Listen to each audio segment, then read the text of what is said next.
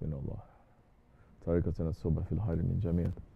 One thing that we have to understand, one thing that we have to learn when we are in murid is to know what knowledge is for you and what knowledge is not for you. Not every knowledge concerns you. Not every knowledge can give benefit to you.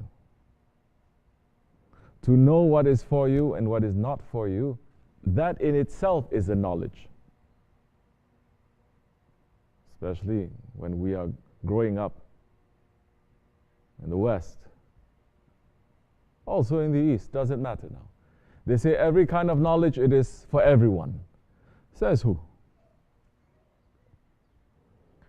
Whatever that you're reading, whatever that you're interested in, whatever your heart moves to find that knowledge, you must run to get that knowledge. Says who? Definitely, in the system of this world, in the schools, they don't teach you every knowledge. Correct? They don't teach you every knowledge. When you're growing up, when you go to grade school, they teach you every knowledge. High school, they teach you every knowledge. College, they teach you every knowledge. Even when the knowledge is available, they say this doesn't concern you. It's not for you. Or they say you don't qualify. Correct? You don't qualify for that knowledge. I want to be an astronaut. You don't qualify for that knowledge because you couldn't pass your algebra. Physics, forget about it. So it is, every desire for knowledge does not mean that you have the right to get that knowledge.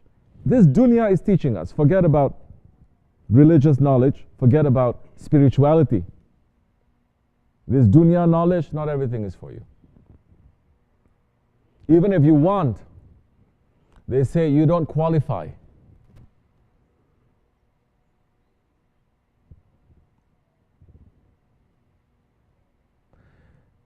We should take lesson from that.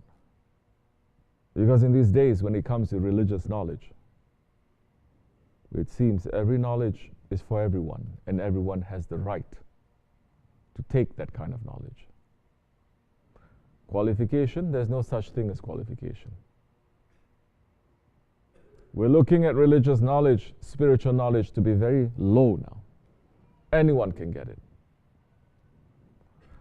The one who doesn't know how to enter into a toilet, the one who doesn't know how to wash himself properly, the one who doesn't know how to clean himself, the one who doesn't know how to speak properly, how are they going to give you heavenly knowledge? That time, even if it's heavenly knowledge, that knowledge becomes corrupted, it becomes dirty. This is just physically.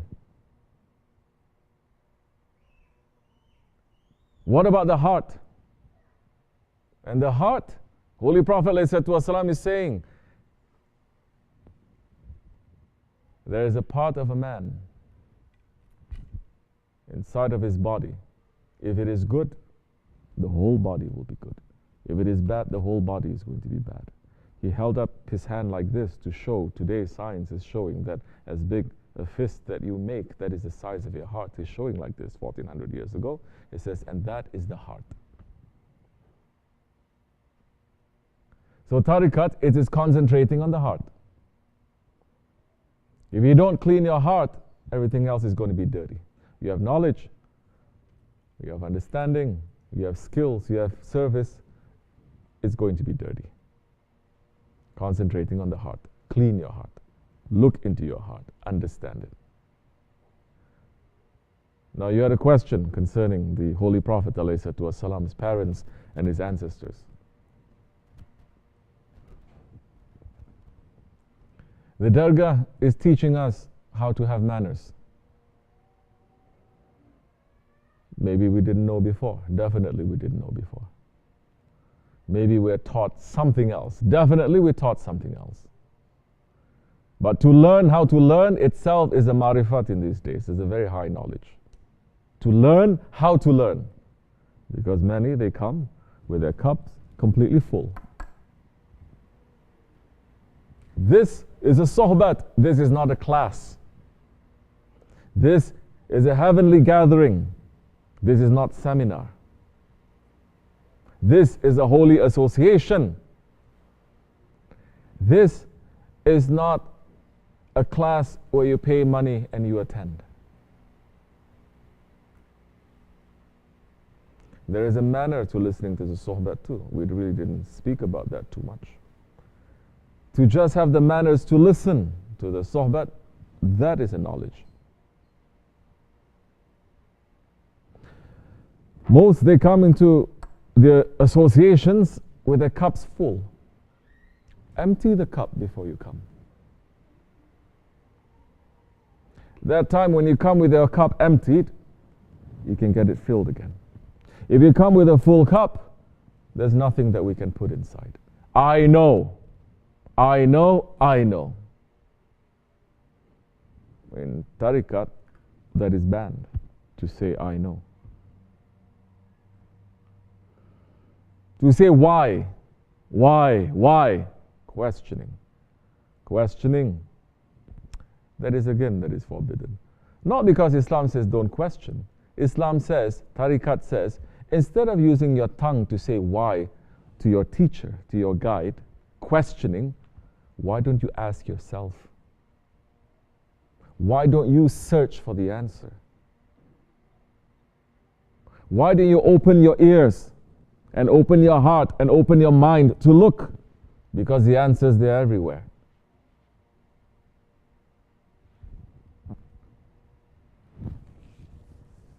So in tariqat, like what the khutbah is saying, to look into your heart, to clean it, to have adab. Now, the question concerning the Holy Prophet ﷺ's parents. Because you asked the question to me, now the responsibility is on me. And I have to see whether that is necessary or not. Do you understand? Because there are certain subjects that it is very dangerous. There are certain subjects that are very dangerous for us to enter into. And one of the subjects is concerning the Holy Prophet ﷺ and his family. It is even bad adab, for example.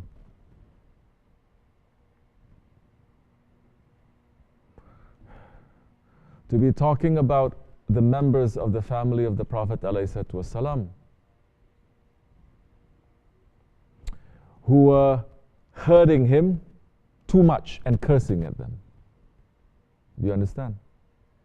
The Ahl Sunnah way, we don't sit around cursing at those ones who are enemies to the Prophet ﷺ. We take lesson. That is Ahl Sunnah. We don't sit around cursing at Abu Jahil, do we? 1400 years. You have ever heard of that? That becomes part of our wirid, part of our zikr, or part of a majlis. We have to finish it by cursing at Abu Jahil, by cursing at Abu Lahab, by cursing at the people who were hurting the Prophet ﷺ. That is not the Ahl Sunnah way. We take lesson because we have the Abu Jahil inside of us. We have the Abu Lahab inside of us. We have the Namrud and Shaitan and the Firaun.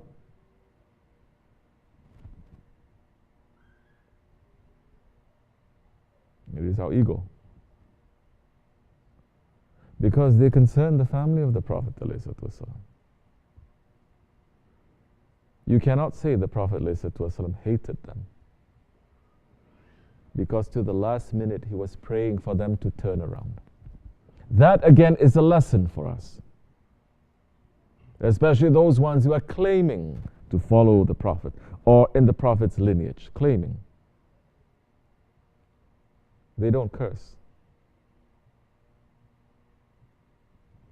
They pray.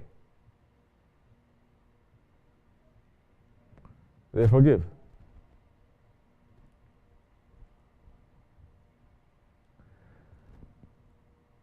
So now, for us to sit around and cursing at those ones who inflicted pain on the Prophet ﷺ, It's something the Prophet never did, Sahabi Kiram never did, Tabi never did, Tabi'in, they never did. There must be a reason for that. Correct? So we leave it alone. That doesn't concern us. These days, people are even saying that the parents of the Prophet ﷺ, especially Wahhabi-minded people, they were not Muslims. They were not believers. They even passing judgment on Hazrati Abu Talib, his uncle, because he did not openly accept Islam. People are just collecting fire to themselves. These subjects don't concern you. How is it making you to become a better believer? How is it making you to become a more sincere person? It doesn't. Oh, I'm just curious. Those words, they don't enter into the vocabulary of a murid. I'm just curious to find out. That means you're going with your nafs. Your nafs wants to try something, wants to know something. You're just going with it because it is leading you. You have to ask, is this necessary? What can I gain from this? So now, they are holy ones. We take lesson from them and we ask them for their blessings, to pray for us. They definitely belong to the Prophet ﷺ. Because now when you look at his lineage, it's not just reaching back through several generations through the Arabs, but reaching back, linking together through Hazrati Ismail, correct? Who is the son of Hazrati Ibrahim alayhi salam, linking all the way back now to Hazrati Adam alayhi salam. So yes, the light of the Prophet was passed through all these prophets, but the let's say the blood of all these prophets also flow in the blood of the Holy Prophet ﷺ and in the Ahlul Bayt. So our concern with them is always give them the highest respects, highest praises, to not interfere. Let Allah and His Prophet say what they want. Sahabi Kiram, they never say, I know. They always say, Allah and His Prophet know better. The Sahaba Kiram never say why. They always try to look for the reason, and the reason is always given to them. So inshallah, yes, this is a dargah. Dargah is different. You're going to learn how to have manners. You think, I have manners. Who taught you? Your mother? Your father? Everyone here has mothers and fathers. It doesn't mean because your mother and your father teaching you the manners, it is coming from the Holy Prophet ﷺ. Just when you go to school, you can say, who taught you before this? My mommy taught me. But now you come to the real school. It doesn't mean that everything she taught you also may be applicable or is good. Some things may not be so good. Some things may be incomplete. This is why we're going to schools. This is why we don't stop at the grade school. We go to high school. We go to college. We go higher and higher. Dargah, it is a training center for you, for me, for everyone. You think you may have certain knowledges, come with a full glass, full cup, nothing you will fill up after. You gain nothing. You may think that you know certain things. Empty your cup. Look around, see, and understand, and follow. This is what a murid in a tariqat must do. Welcome to those who come, farewell to those who leave. Inshallah, may Allah forgive me and bless you. May Allah keep our Jamaat strong. May Allah raise the station of Sahibul Saif and Shaykh Maulana higher and higher, inshallah. And all those ones who are in the way. Wa min Allahu tawfiq al-Fatiha. Assalamu alaikum wa rahmatullah.